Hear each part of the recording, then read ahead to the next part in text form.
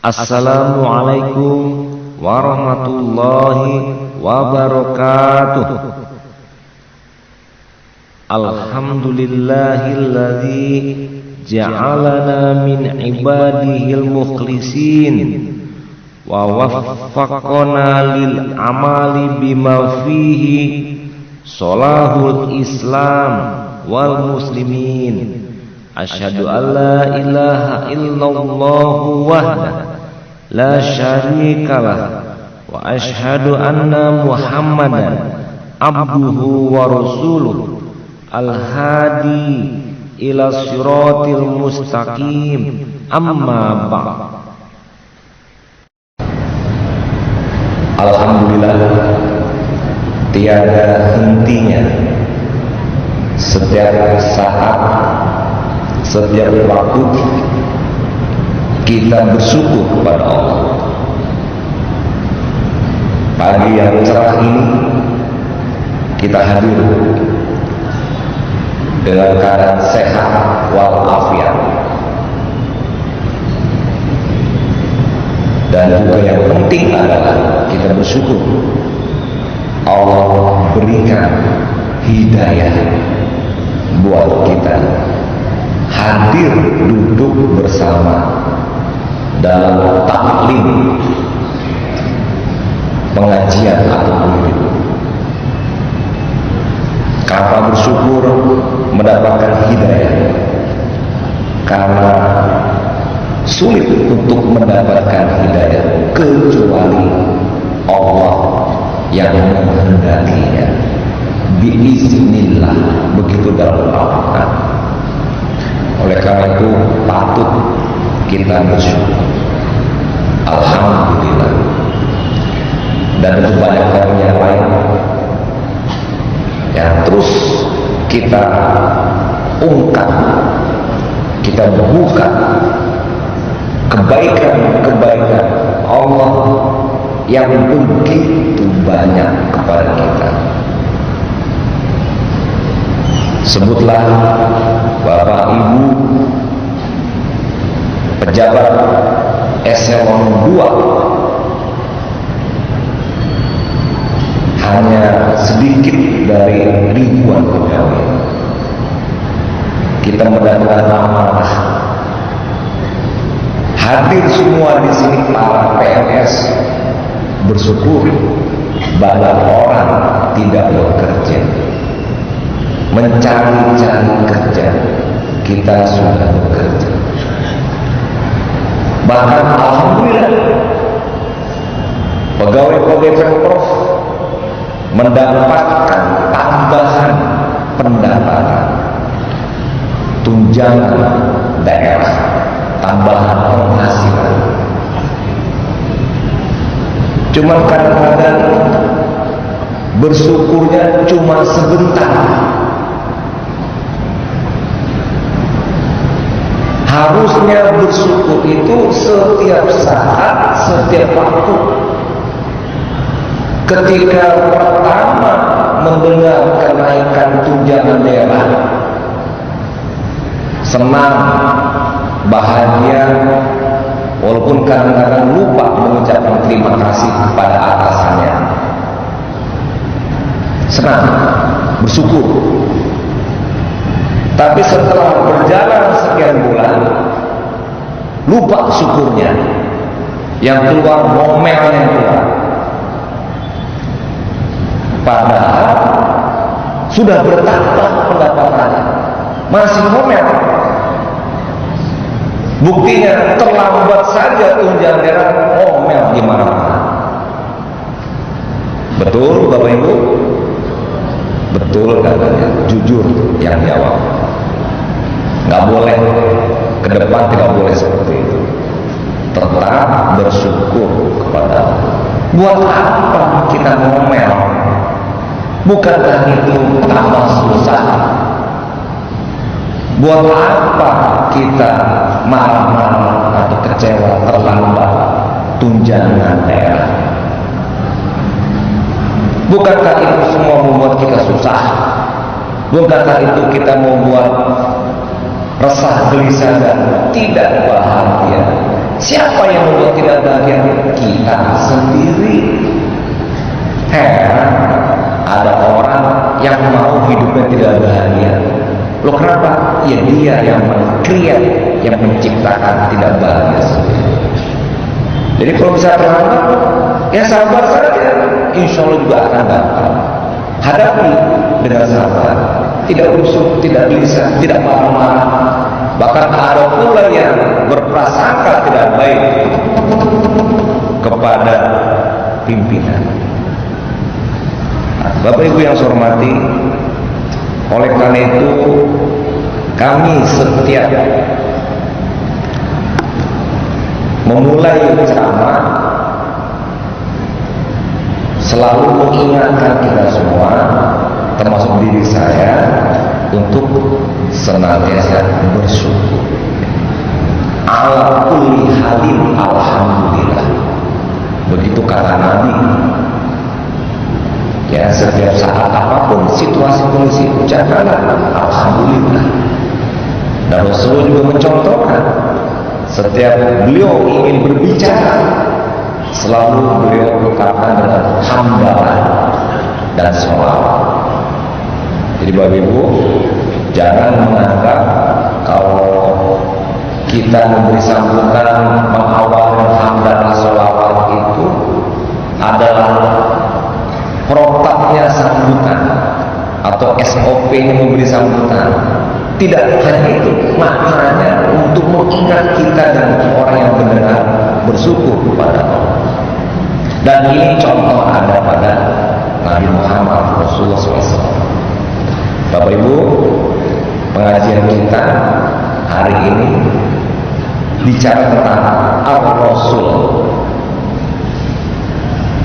Mungkin kalau yang topik syahadatain, saya rasa sudah hampir setahun kita sampaikan.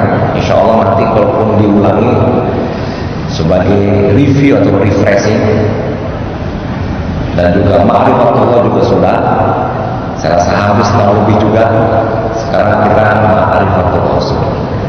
Nah, menjelaskan apa yang tadi saya awali, kenapa kita mengucapkan alhamdulillah? Karena Rasulullah mencontohkan. Jadi Bapak Ibu, kita ini hidup di muka bumi nggak tahu apa-apa. Walaupun diberikan akal oleh Allah untuk berpikir, tapi tetap berpikir itu masih uji coba, masih trial and error, coba salah. Coba, apakah betul pikiran kita benar semua? Apakah betul ide-ide kita itu betul semua? Apakah betul pendapat kita juga baik semua? Jawabnya tidak. Ada baik, ada buruk, ada betul, ada salah, ada benar, dan juga ada tidak benar. Tapi kalau kita ikuti Nabi Muhammad SAW, jawabannya semuanya benar, semuanya betul, semuanya baik. Lupakan Nabi manusia, betul. Tapi kata Allah dan Rasulullah maksum, terhindar dari kesalahan, maksum. Itu Nabi Muhammad SAW. Jadi apa yang diomongin oleh Nabi, apa yang dipikirin oleh Nabi, apa yang dikerjakan oleh Nabi, apa perilaku yang dimunculkan, benar, benar, benar, betul, betul, betul, nggak ada yang salah. Bagaimana Nabi kepada istrinya, bagaimana Nabi kepada anak-anaknya, bagaimana Nabi kepada teman sahabat-sahabatnya, bagaimana Nabi kepada masyarakat dan pengikutnya, ikut Allah dan semuanya benar. Bagaimana Nabi kepada Allah, ibadahnya benar. Nah, kalau begitu Bapak Ibu, kenapa kita masih mau mengikuti pikiran sendiri, cara sendiri, perilaku sendiri, karakter sendiri yang belum tentu benar, sedangkan yang sudah disajikan oleh Allah kepada kita dengan utusan Nabi Muhammad SAW yang semuanya benar, mesti kita ikuti saja. A'udzu billahi minasyaitonir rajim. Laqad kana lakum fi rasulillahi uswatun hasanah liman kana yarjullah wal yawmal akhir wa dzakarallaha katsiran. Shadaqallahu azim. Surat Al-Ahzab surat 33 ayat 21. Nabi sebagai uswah yang hasan, sebagai qudwah yang mulia, contoh teladan. Para Nabi 15 abad yang lalu, kita sudah zaman modern, betul? Terus apa? Yang nggak cocok, Pak? Sekarang saya tanya, apa yang cocok? Ya jelas apa? Dulu pakai onta, sekarang pakai mobil. Terus apa lagi? Dulu orang berjalan kaki, sekarang bisa naik pesawat. Terus apa salahnya? Saya kata, ya kan beda. Anak kecil pun tahu beda. Tapi yang diatur oleh Allah untuk mengikuti Nabi bukan urusan sarana, prasarana, ilmu teknologi dan sebagainya. Yang itu sifatnya adalah hakikatul tajrid, hakikat yang sementara, yang itu berubah setiap saat dan waktu, dan itu tidak ada satupun dalil yang menyuruh kita manusia ikut Nabi berunta, kecuali olahraga berkuda dan sebagainya disuruh betul. A'udzu billahi minasyaitonir rajim. Wa a'iddu lahum mastata'tum min quwwah wa min ribatil khairi turhibuna bihi aduwallahi wa aduwwakum. Dalam surat Al-Anfal ayat 60, siapkan kekuatan. Banyak hadis Nabi dulu kita berolahraga, pesan olahraga. Jadi Bapak Ibu, kalau ada yang tidak olahraga, kita ini berarti tidak ikut Nabi. Yang berolahraga tandanya ikut Nabi. Kenapa? Ada perintahnya. Tapi yang menggunakan kendaraan tidak ada. Jadi bagaimana yang diikuti dari Nabi yang sifatnya kekal sampai hari kiamat adalah minhajul hayat, pedoman hidup. Tapi yang menyertai kehidupan Nabi yang sifatnya serama hidup, wasailul hayat, itu kita sifatnya tidak mutlak, bisa berubah-ubah sesuai situasi kondisi. Kalau minhajul hayat sifatnya mutlak, hakikat mutlak, ya mutlak hakikat. Oke, terjawab sudah. Walaupun zaman dulu tetap Nabi makan, minum, punya istri, punya anak, bekerja, berdagang, memimpin ke masjid, ibadah, bermasyarakat, sama kita. Ikuti. Kalau tidak ikuti, belum tentu benar yang kita kerjakan. Kenapa? Tadi kita bisa salah, Nabi tidak pernah salah. Oh Pak, Nabi gimana mau diikuti Pak? Nama juga Nabi, Rasul, langsung Allah menunjuk, betul. Tapi Allah tegaskan, Kul innama ana basyarum mislukum yuha ilayya annama ilahukum ilahun wahid. Katakan, aku manusia seperti kamu, mislukum. Bedanya nabi manusia yang dapat wahyu la ilaha illallah. Ini manusia punya istri, sakit juga nabi, kalau perang berdarah juga, kalau jatuh luka-luka juga. Nabi sama seperti manusia. Jadi kalau tidak ada alasan menolak apa yang ada pada Nabi untuk dijadikan contoh, kecuali kenabiannya mengikuti dalamnya adalah mukjizat dan sebagainya, memang tidak bisa. Tapi dua itu bisa.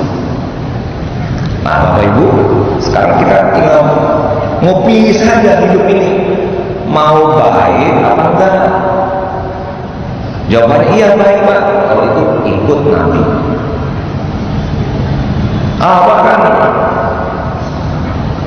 sudah beda Pak kondisinya sekarang dengan dulu? Tanya lagi apa bedanya? Kita tetap makan, tetap minum, tetap punya keluarga, tetap punya anak, tetap bekerja. Tapi kan dulu tidak ada pegawai negeri, ASN nggak ada Pak dulu. ASN itu kan cuma nama, aparatur sipil negara. Sebelumnya juga namanya ganti PNS. Sebelumnya lagi apa saya nggak tahu. Di zaman Belanda juga nggak ada apa namanya, antena apa saya nggak tahu. Beda-beda, tapi kan tetap aja. Nama beda juga beda, tapi kan orang kerja. Nah kalau orang kerja diatur oleh Nabi. Sungguh-sungguh kata-katanya jahada. Waladina jahadu fina la'adiyanahum subulan. Allah bantu yang sungguh-sungguh. Keluar istilah manjada wajada. Sungguh-sungguh dapat, sungguh-sungguh sukses, sungguh-sungguh berhasil. Nabi yang mencontohkan, Allah yang menyuruh, ikuti sukses. Bekerja sama, eselon 2, eselon 3, eselon 4, staf, seluruhnya. Mau jadi pengusaha, jadi petani, jadi pedagang, ikut Nabi, sukses.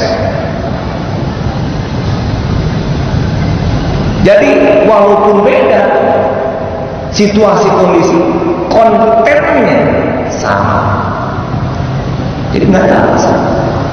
Kalau misalnya nggak mengikuti Nabi, berapa banyak ayat Al-Quran yang perlu kita tiket, karena udah nggak berlaku. Kalau seandainya kita mengatakan demikian. Nah jadi Bapak Ibu, judul hari ini Ta'rif Ar-Rasul, ya, Ta'rif Ar-Rasul. Jadi pengertian Rasul gimana?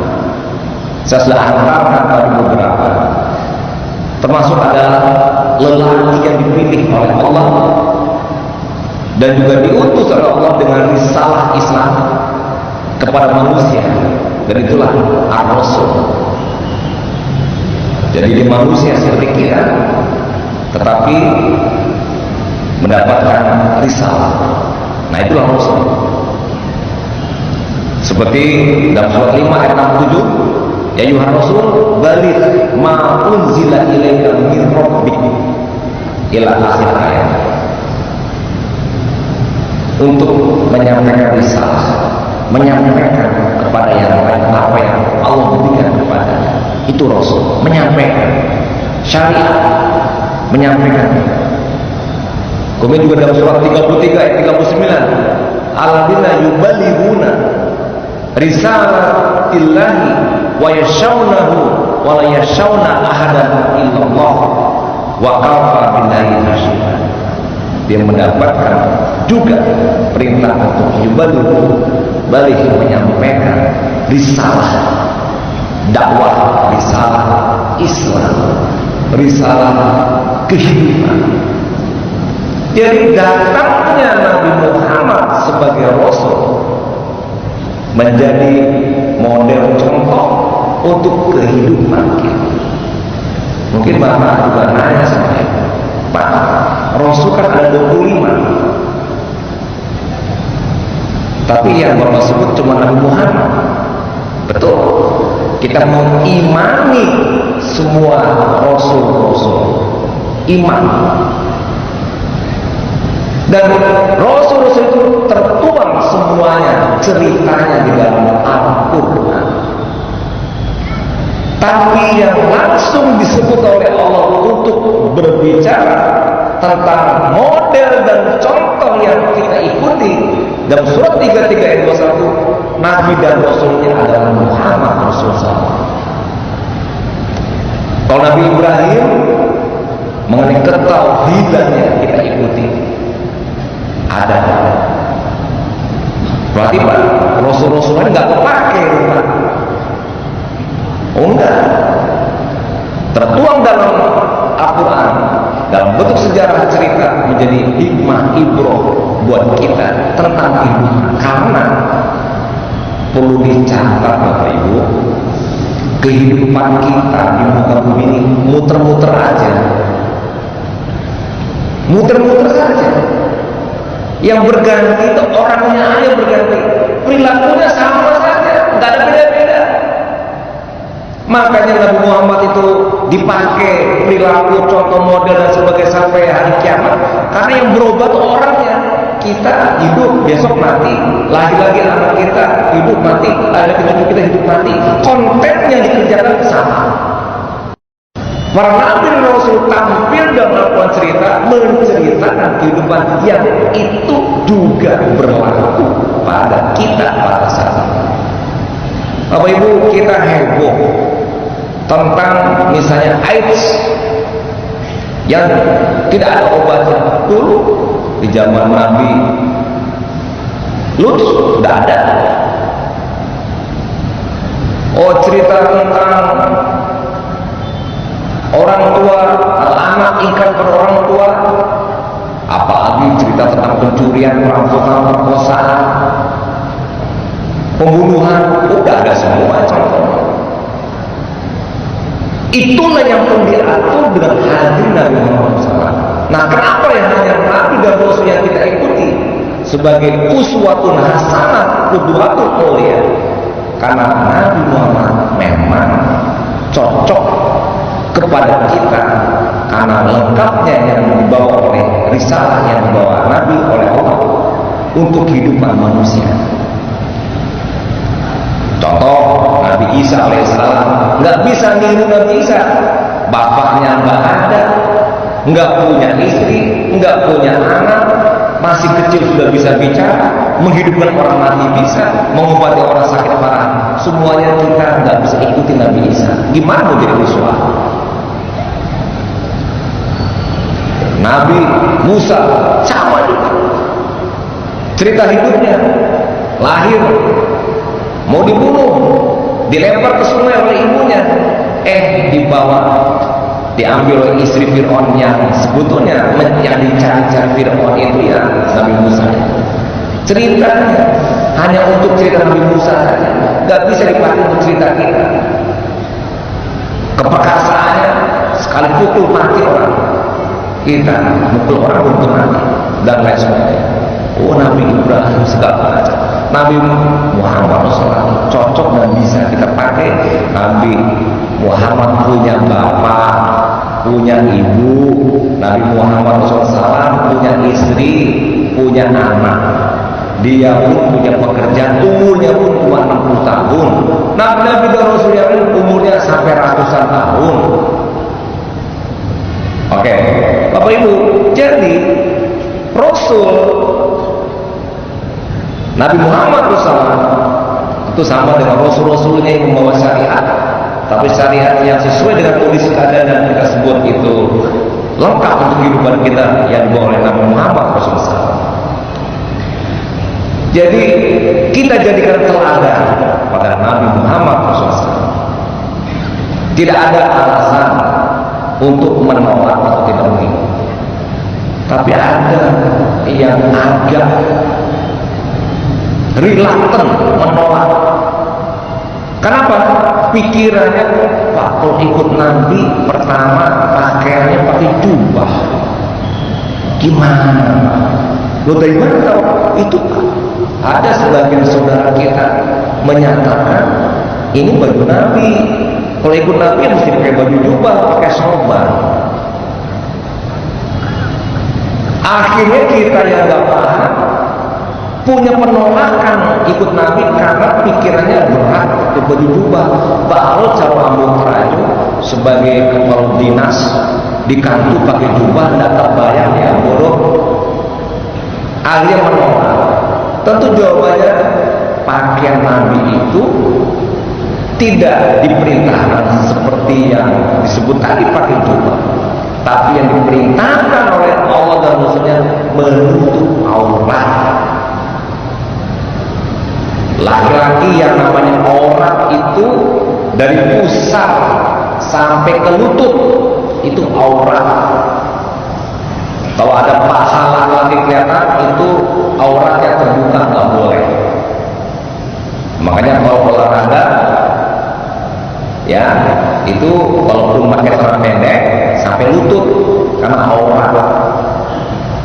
Ini bukan pandangan saya, bukan pula Pak Gubernur ekstrim, enggak. Tanya kepada semua ulama, tanya kepada semua ustaz, mana aurat laki-laki pasti itu. Nah itu yang harus dijaga. Pakaiannya terserah rapi, menutup aurat, bersih dan sebagainya. Wanita, waduh Pak, kalau ikut Nabi pakai cadar, siapa yang menyebut demikian? Hadisnya ada jelas. Wah Pak, baru cara ikut Nabi Pak, mohon maaf Pak, bininya banyak, nggak bisa lepas. Siapa pula yang mengatakan seperti itu? Betul, Nabi Muhammad SAW istrinya ada beberapa.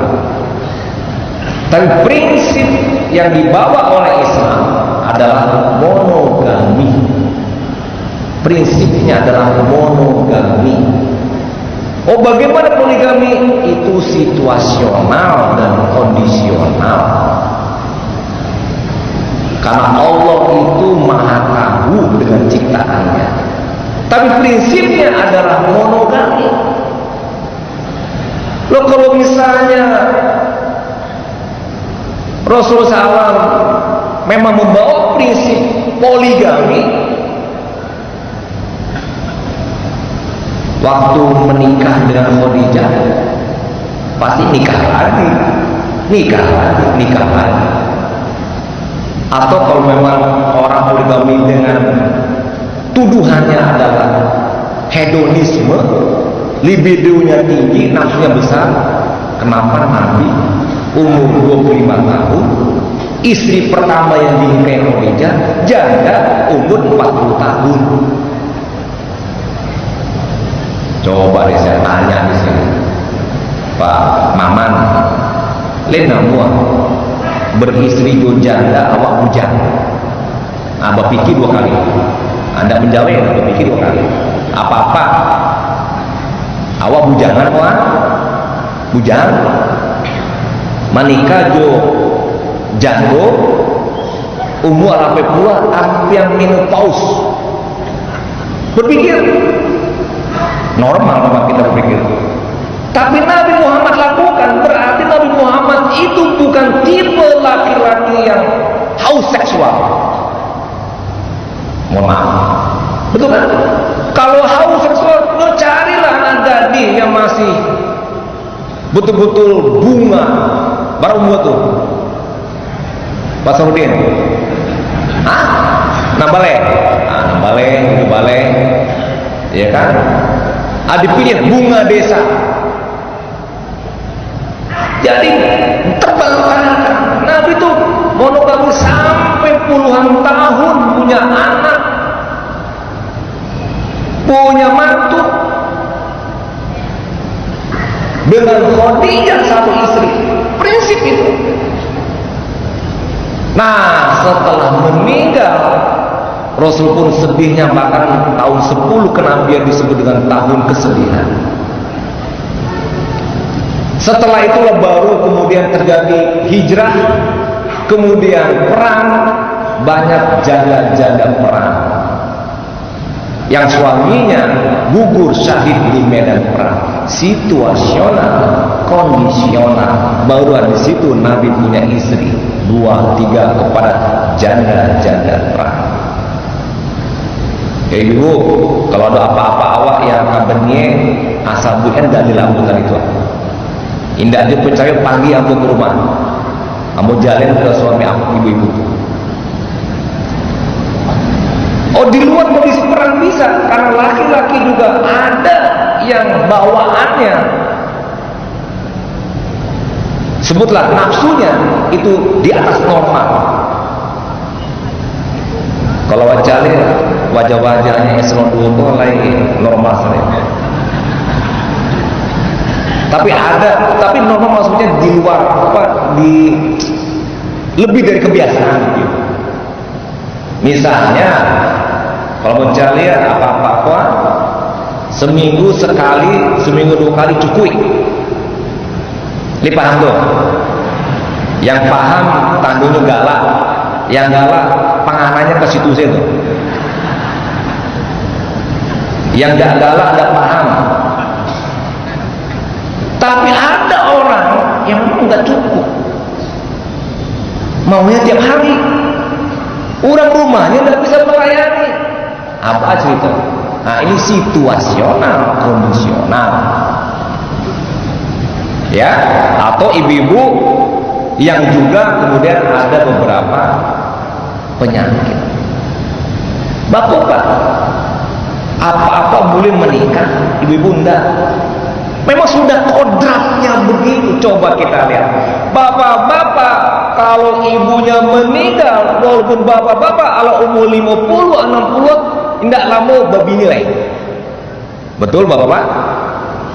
Kok tidak dijawab? Betul atau enggak? Meninggal bini awak, tidak lama ala langsung berpikir siapa pengganti orang rumah tua. Walaupun sudah umur 60, 70, apalagi umur 30, 40. Bukti banyak, silahkan lihat. Nggak mampu seorang laki-laki tanpa didampingi oleh istri. Lemah sebetulnya laki-laki itu. Tapi ibu-ibu kuat. Suaminya meninggal, walaupun usianya masih 20, masih 30, apalagi 40, jarang yang menikah lagi. Jarang. Begitulah Allah ciptakan. Nah jadi begitu pula dasarnya kenapa. Nah jadi ikut Nabi yang betul ikutnya, kontennya kita ambil, perilaku akhlaknya kita ambil, cara kerjanya, kontennya, minhajnya. Tapi kalau wasail sarananya itu fleksibel, karena itu tergantung teknologi, sarana prasarana dan sebagainya. Ada dalam Facebook saya mengupload, saya lagi main band, gitarisnya Pak Jaidusman. Beliau kalau tampil di band tambah muda, lupa jurang rumahnya, kelihatan muda. Kata orang haram, sabi Pak Gubernur musik haram. Wah, macam-macam komentar diskusi yang terjadi. Saya tidak ingin memperdebatkan masalah ini. Kita juga tidak ingin hidup kita itu dipersusah-susah oleh kita yang juga dalilnya pun tidak juga qat'i jelas yang merujuk kepada yang haram.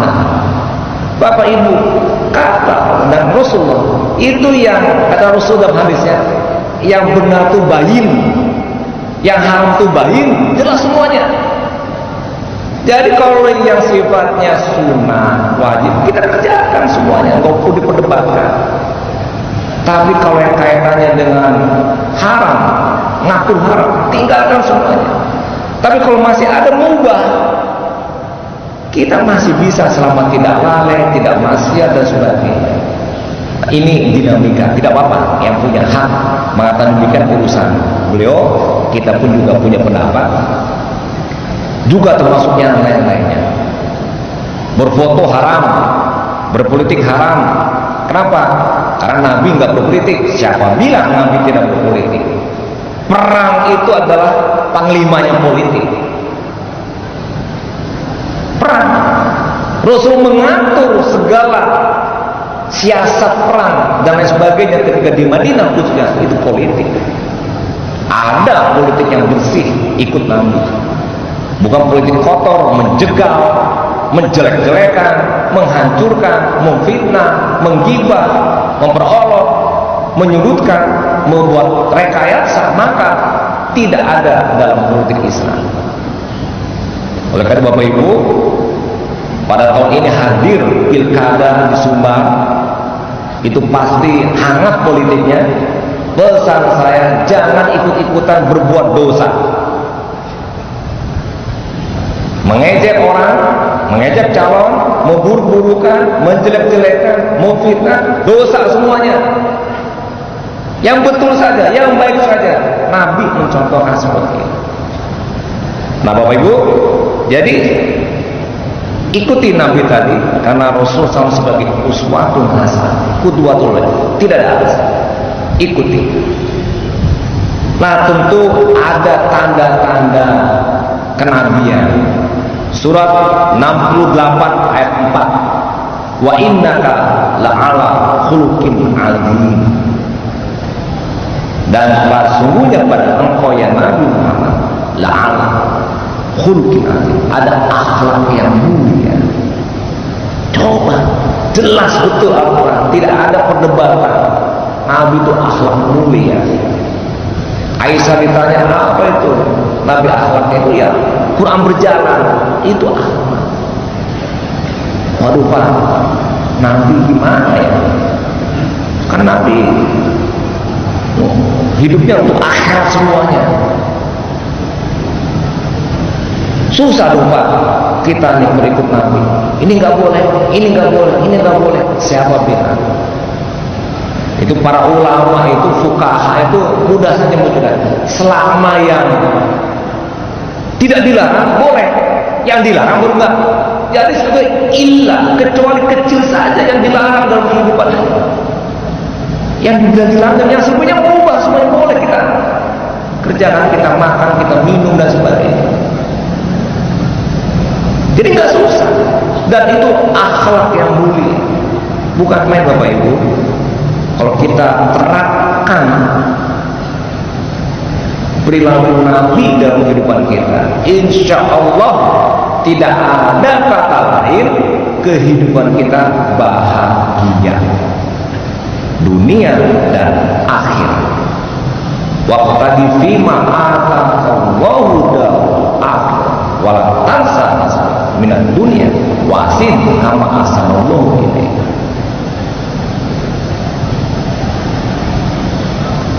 Kita kejar akhirat ibadah, tapi jangan lupakan dunia. Jadi tetap saja Bapak Ibu, dunia tetap kita geluti, kita kerjakan, karena ini bagian dari kehidupan kita yang tidak boleh terlupakan. Tapi semuanya diarahkan pada investasi akhirat.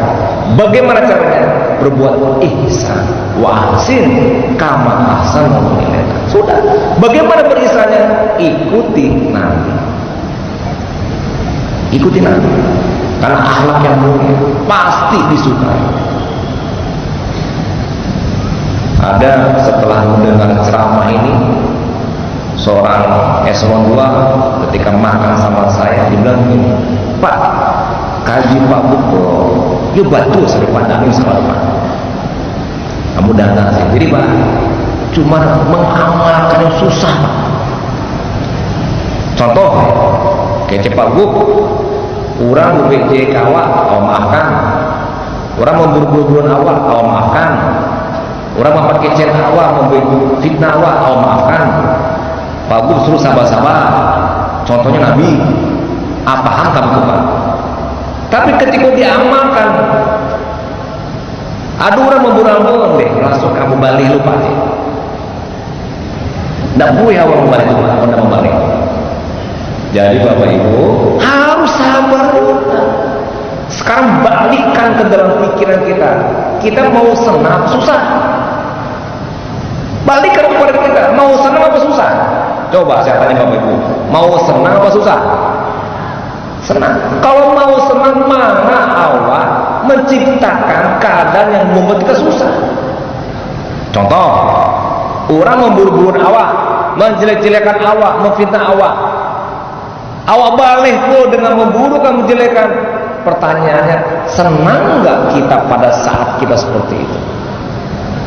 Pasti tidak senang. Mana ada orang marah-marah itu senang? Tidak ada.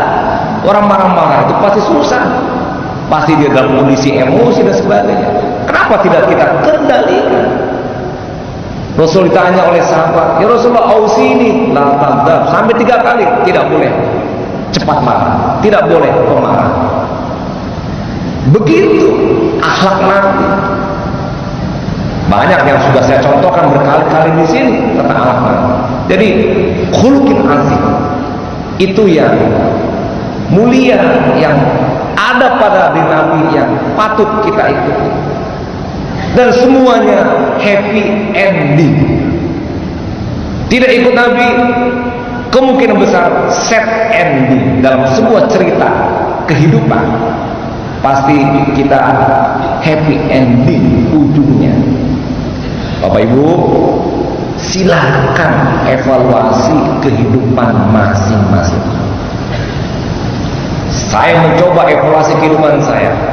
Dibikin orang gini. Ikut Nabi, sabar. Ikut Nabi, diam. Ikut Nabi, tenang. Ikut Nabi, kerja yang betul saja, kerja benar. Oh, kepada yang bersangkutan, baik. Oh, dia jahat sama kita, biarin urusan jahat, urusan dia. Urusan saya, urusan baik. Ujungnya kita yang menang. Lihatlah dalam sejarah kehidupan Bapak Ibu. Ujungnya Bapak Ibu pasti menang. Ujungnya pasti Bapak Ibu bahagia. Ujungnya dia Allah yang tahu, tapi pasti janji Allah dia tidak bahagia. Jadi sekarang kita mau tanya, mau bahagia apa enggak? Kalau mau bahagia jangan cari macam-macam. Macamnya satu aja, ikutin Nabi sebagai uswatun hasanah dan qudwatun mulia. Dalam apa? Keluarga, dalam pekerjaan, dalam kehidupan, dalam bermasyarakat, dalam berpolitik, dalam apapun. Ya, Nabi ada mencontohkan kepada kita, membawa Al-Quran, risalah yang sifatnya kafah. Udkhulu fi silmi kafah, wala taqulu khutuwati syaitan innahu lakum aduwwun. Kafah, sempurna, enggak ada jalan lain. Tidak ada yang kita ikuti, dan semuanya profesional. Sekarang kita contohkan, ada orang sukses bukan Islam, ada orang sukses bukan orang Minang, ada orang sukses bukan beriman pada Allah. Sukses. Bapak Ibu lihat, daftarkan perilaku, konten yang dibawanya. Kesimpulannya satu, ikut Nabi. Negara maju, apa ciri negara maju? 1, 2, 3, 4. Simpulannya, ikut Nabi. Ada orang gagal, ustaz dia, paham agama dia, gagal. Sebutkan apa kegagalan dia? 1, 2, 3. Kesimpulannya, tidak ikut Nabi. Bedanya, kalau orang Islam sukses dapat rahmat berkah dari Allah, ridho Allah, tapi yang tadi yang bukan Islam tentu tidak. Itu saja. Tapi Allah adil, menciptakan manusia, diberikan peluang untuk dapatkan rezeki yang Allah hamparkan di seluruh tempat dan di sekitar kita. Tinggal kita ambil apa tidak. Saya lihat kemiskinan itu bukan karena siapa-siapa, karena dianya yang nggak mau bekerja, berarti dia nggak mau ikut Nabi. Bapak Ibu yang saya hormati, itu ta'rif ar-rasul. Tadi tanda-tanda kerasulan baru saya sampaikan tentang khulqin azim, tapi nanti berikutnya pekan depan insyaallah kalau tidak ada halangan kita bicara pada kerasulan lain, mukjizat, kemudian juga berita kedatangan Nabi sebagai Rasul, berita kenabian, dan beberapa yang lainnya. Insyaallah kita sambung pada wirid berikutnya. Mohon maaf kalau ada yang salah dari kami. Semoga bermanfaat buat saya dan kita semua. Terima kasih atas kehadirannya. Assalamualaikum warahmatullahi wabarakatuh.